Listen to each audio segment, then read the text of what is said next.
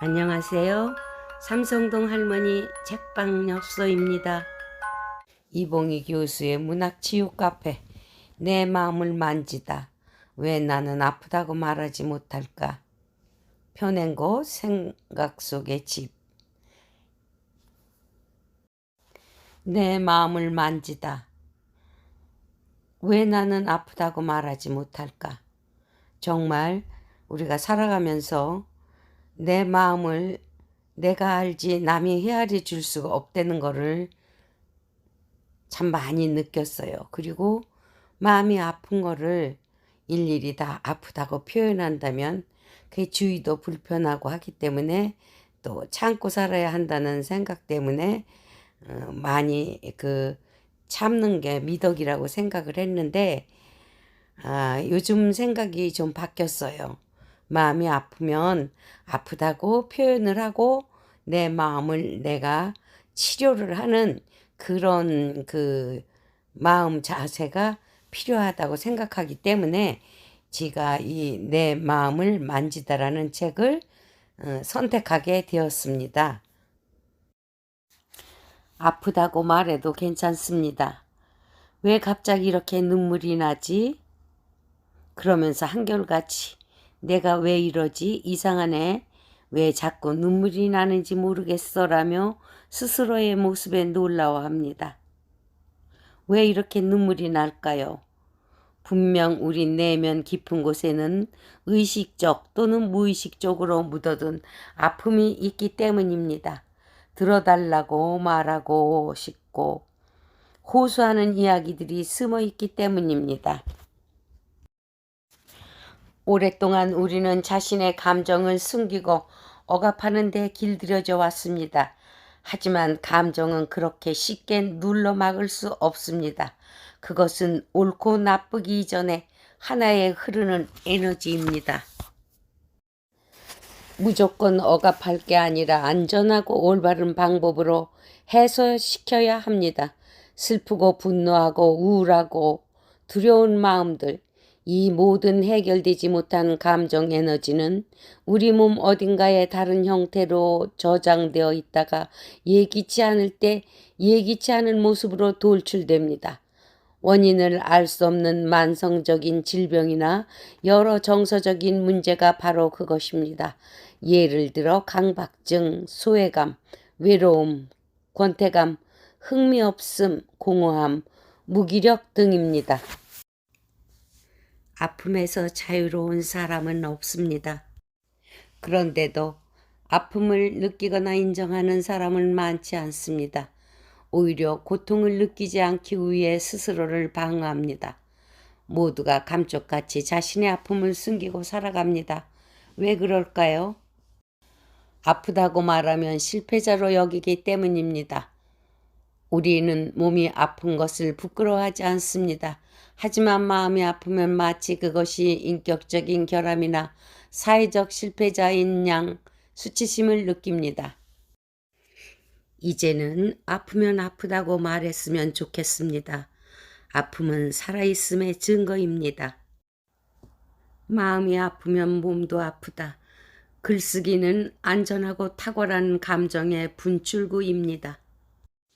세상에는 참 많은 종류의 상처가 가슴에 숨어 있습니다.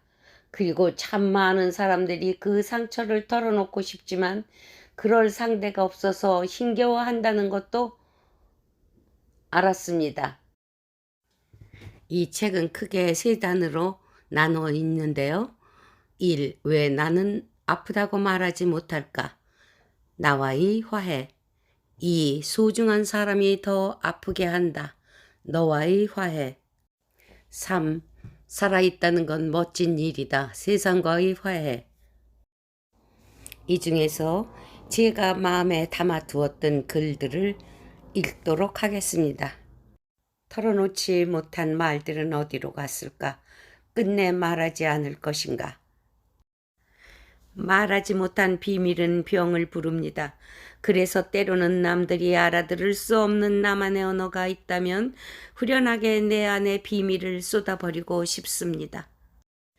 용서하거나 용서받고 싶은 긴 사연들, 다시는 만날 길 없는 사람에게 꼭 해명하고 싶은 말 등 그 수많은 이야기들을 우리는 내면 깊이 숨겨둔 채 잊었다고 생각합니다.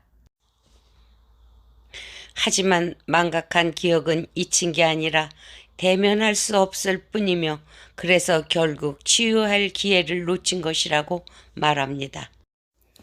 어른이든 어린아이든 우리 모두에게는 억압된 이야기와 감정, 말할 수 없는 진실들이 있습니다. 대면하기 고통스러워 스스로 망각한 이야기들, 무거운 쇳덩이처럼 내 마음속 심연에 가라앉은 죄책감. 수많은 사람들이 누군가에게 자신의 아픔을 털어놓았다가 오히려 상처를 받는 경험이 있습니다. 이때 필요한 것이 바로 전월쓰기입니다. 답답하고 이유 없이 울고 싶다면, 세상에 나만 남은 듯 외롭다면, 나의 고통이 누군가의 웃음거리가 된 것 같다면 펜을 꺼내 공책에 글을 써보십시오. 펜 끝에 숨어있는 말들을 해방시켜 보십시오. 일생 동안 내 곁을 떠나지 않고 나를 지지해주는 최고의 비밀 상담사 나만의 저널에 모든 비밀을 안전하게 털어놓는 것입니다. 분명히 보다 더 자연스러운 나를 만나게 될 것입니다. 그래서 어떤 비난도 하지 않는 안전한 친구가 필요하다면 이때 저널이 필요합니다.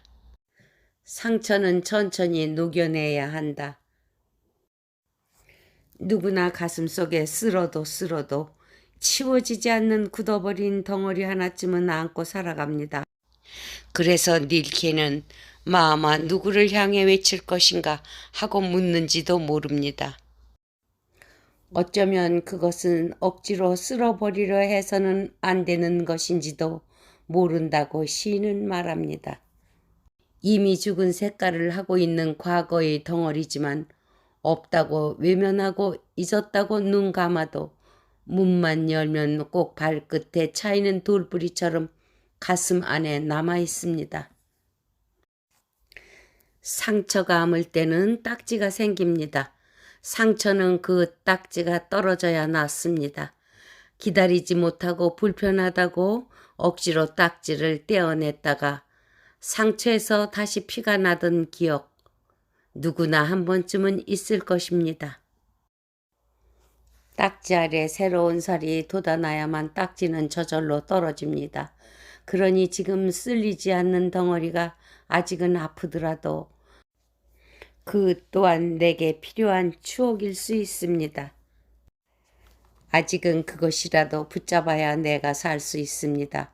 환상이라도 마음을 붙여야 살 수 있는 게 사람이니까요.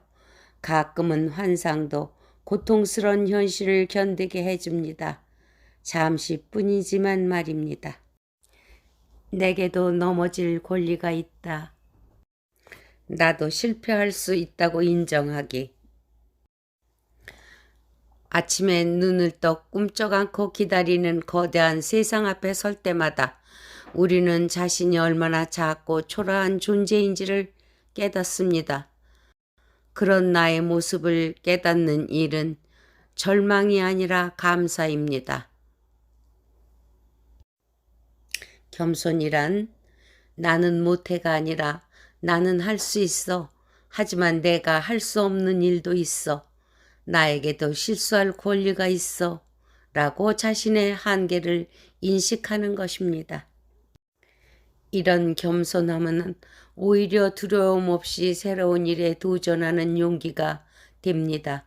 용기란 실패의 가능성에도 불구하고 포기하지 않는 긴 인내를 만들어내기 때문입니다. 나답게 사는 것이 가장 아름답다. 우리말 중 아름답다는 말은 자기의 존재답다라는 말입니다. 우리의 삶의 외적인 꾸미기와 가꾸기가 아니라 근본적으로 나를 찾는 쉼없는 여정이어야 하는 이유가 그것입니다. 자기 존재답지 못한 채 살아가는 삶은 공허합니다. 우리가 아무리 많이 소유하고 성공해도 어딘가 빈 것처럼 공허한 이유는 자기다운 모습에서 소외된 채 살고 있기 때문입니다. 살아있다는 건 멋진 일이다. 평범한 일상 속에서 내가 살아있다는 것을 얼마나 느끼고 있을까요? 그것도 매 순간을 감사한 마음으로 산다는 것은 정말 쉽지 않습니다.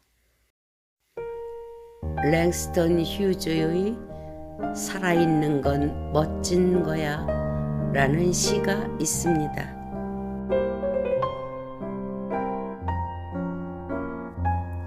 살아있는 건 멋진 거야. 포도주처럼 멋진 거야. 살아있는 건 멋진 거야. 살면서 삶의 소중함을 깨닫는 사람이 얼마나 있을까요? 그것도 매 순간을 말입니다. 오늘은 여기까지입니다. 감사합니다. 구독과 좋아요는 사랑마음입니다.